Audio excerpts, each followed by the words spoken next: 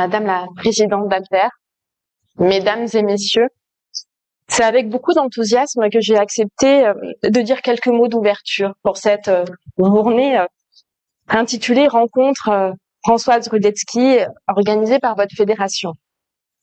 C'est une occasion que je ne pouvais évidemment pas manquer parce que il ne faut jamais manquer d'occasion de rendre honneur à la mémoire de Françoise Rudetsky. Alors, je n'ai malheureusement pas eu l'honneur de la rencontrer, ni le privilège de la rencontrer, mais je sais à travers ses engagements, ses combats, ses réalisations, qu'elle était une femme d'exception. Intelligente, généreuse, courageuse, tenace, enthousiaste, et je sais ce que nous lui devons.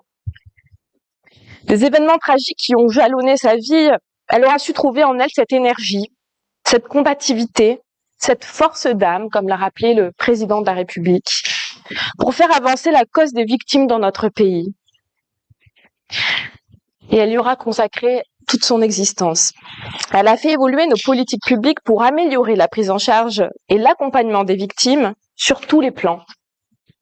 Ça a été rappelé, mais je tiens quand même à vous citer quelques-unes des réalisations qui sont très inspirantes pour celles et ceux qui travaillent dans l'accompagnement des victimes. Évidemment, l'indemnisation intégrale des préjudices corporels subis par les victimes d'actes de terrorisme, des attentats commis en France et à l'étranger. Aujourd'hui, cela peut paraître évident, mais cela a été un véritable combat. Je pense que c'est important de le rappeler.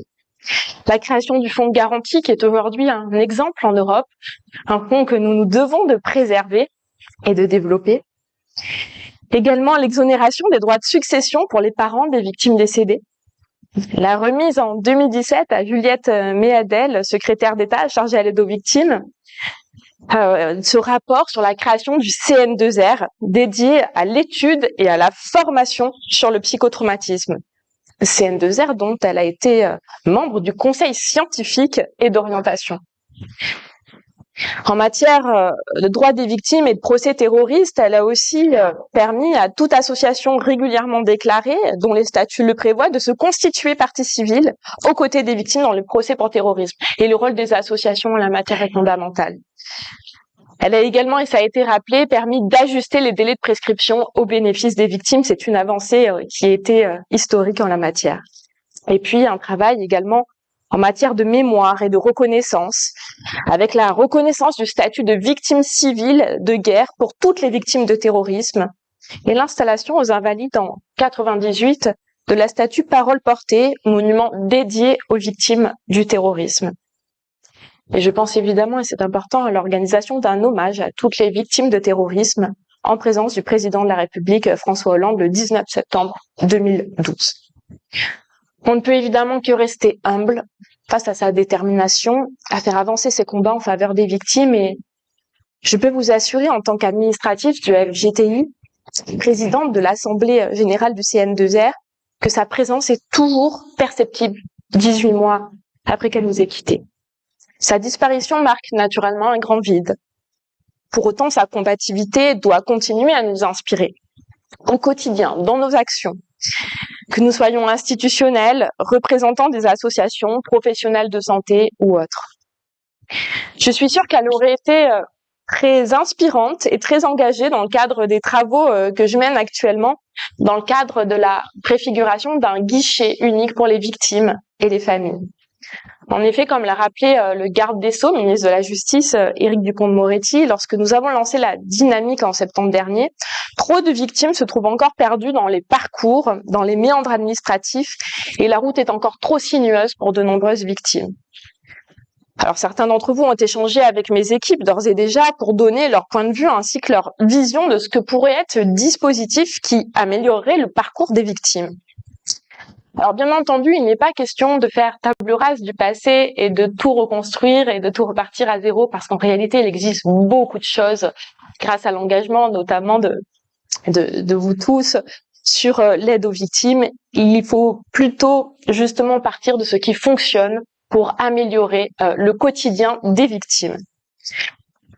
Et nous nous appuierons donc sur tout ce qui existe. Les victimes et leurs proches expriment un besoin d'information sur leurs droits, d'accompagnement dans leurs démarches administratives, dans leurs démarches judiciaires. Et pour répondre à ces besoins, l'accompagnement doit être évidemment global, simple, mais surtout il doit s'inscrire dans la durée, sur le court, le moyen et sur le long terme. Chaque victime doit pouvoir trouver l'aide auquel elle a le droit, j'insiste sur ce mot de droit, tout au long de sa vie, tout au long de son parcours. Un guichet unique serait finalement de nature à offrir un point d'entrée qui soit clair et lisible pour les personnes victimes en vue d'y être accueillies, informées, orientées. La structure disposant par ailleurs de coopération fluide avec les collectivités territoriales, les juridictions, les différents organismes et administrations intervenant dans l'aide aux victimes et évidemment les associations. C'est ce que les pays membres de l'Union européenne appellent one-stop shop approach, dans le cadre des travaux sur la révision de la directive 2012-29 établissant des normes minimales concernant les droits, le soutien et la protection des victimes de la criminalité. Il existe également un fort enjeu de visibilité. Alors, nombreux sont les victimes qui ignorent à ce jour comment bénéficier d'un accompagnement et très souvent nous entendons « je ne savais pas qu'il existait tel dispositif d'aide aux victimes ». Il faut en conséquence développer les modes d'accès à l'information et la politique de l'aller vers, afin de leur proposer des services au moment où elles en ont besoin, et quel que soit évidemment ce moment. La création d'un guichet unique des victimes, c'est finalement un projet de société qui engage tant les citoyens que les personnes victimes et les associations, les professionnels de ce secteur ou les administrations et organismes. Vous l'aurez compris, pour construire un dispositif viable, je souhaite pouvoir m'appuyer sur les besoins et attentes exprimés par les victimes elles-mêmes et m'entourer des réflexions des professionnels et chercheurs, ainsi afin de proposer un cadre pertinent et cohérent avec un schéma administratif et judiciaire existant avec ce schéma-là. C'est pourquoi la consultation en cours est menée depuis 3 mois et elle s'appuie sur la mise en ligne d'un questionnaire qui est disponible pour chaque citoyen, particulièrement pour les victimes évidemment, la réalisation d'auditions, nous en avons mené déjà beaucoup, la réalisation de visites de terrain, mais également la mobilisation de groupes de travail sur différentes thématiques. Vous l'aurez compris, les travaux sont en cours, menés tambour battant, et je devrais être en mesure de remettre ces recommandations fin décembre, c'est-à-dire dans quelques semaines. Bien entendu, je ne manquerai pas de les partager largement. Mais pour revenir à la journée d'aujourd'hui, je note avec intérêt que les tables rondes de cette journée aborderont l'ensemble des sujets défendus par Françoise Rudetsky. Vous évoquerez cet après-midi les enjeux de demain en évoquant l'avenir dans la continuité de l'engagement et la continuité de l'engagement juridique. Il me semble en effet primordial de poursuivre l'engagement et la mobilisation autour des victimes et de toutes les victimes. Terrorisme, victimes de violences conjugales, intrafamiliales, sexuelles, accidentées de la route et plus récemment de catastrophes naturelles. La continuité de la mémoire et de l'engagement est donc essentielle et nous devons tous la porter. Cette continuité devra aussi, à mon sens, s'inscrire dans l'adaptation des dispositifs de prise en charge et d'accompagnement existants, mais également dans notre capacité à être innovants. Je vous remercie d'avoir fait du psychotrauma et du soin le sujet de votre journée, parce que je pense que c'est le préalable indispensable à la prise en charge des victimes.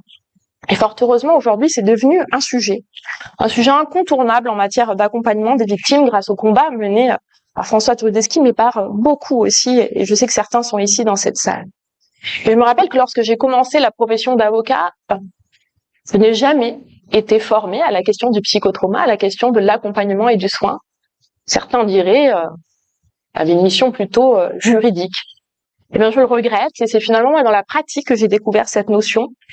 Et je pense que c'est un impératif que chaque professionnel, que chaque personne amenée à accompagner des victimes à un moment dans sa vie puisse être sensibilisée et accompagnée sur ces questions-là.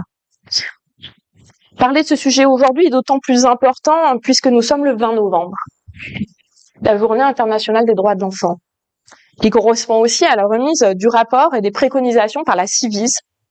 Ne l'oublions pas, nos enfants sont les adultes de demain et la prise en charge des traumatismes de l'enfance liée aux violences sexuelles intrafamiliales est une priorité pour leur permettre de devenir des êtres résilients, tout comme l'était Françoise Rudetsky. Au-delà du déploiement de la structuration de la filière psychotrauma qu'il convient de poursuivre et même de renforcer sur nos territoires via les professionnels formés, les centres régionaux de psychotrauma, le CN2R, Il convient tout autant de poursuivre, renforcer, je dirais même de travailler les coordinations entre les professionnels de la prise en charge des victimes. Je profite d'ailleurs de cette occasion pour saluer le travail réalisé par le CN2R et sa direction scientifique depuis sa création, qui est aujourd'hui représentée par le docteur Bobet. L'enjeu de la coordination des acteurs autour des victimes est d'ailleurs un point récurrent évoqué lors des échanges et auditions sur le guichet unique. Et ce n'est pas le plus facile, je vous le concède, si nous voulons réussir à offrir une prise en charge fluide aux victimes, ainsi qu'une approche pluridisciplinaire. Nous sommes tenus de ne pas agir en concurrence, quelle que soit l'institution, l'association, l'établissement que nous représentons, mais d'agir en confiance avec l'autre pour offrir une complémentarité d'action tant au niveau national, territorial et infraterritorial. Je terminerai par vous remercier toutes et tous pour l'organisation de cette journée et vous dire que ce que pour moi l'aide aux victimes symbolise aussi la résilience dans notre pays face à ce que nos concitoyens peuvent vivre de pire. Et je crois que c'est un beau message aussi que de nous consacrer à cette belle mission. Je vous souhaite une excellente journée, très riche d'échanges, et je reste bien sûr à disposition si vous avez d'éventuelles questions sur le guichet unique notamment.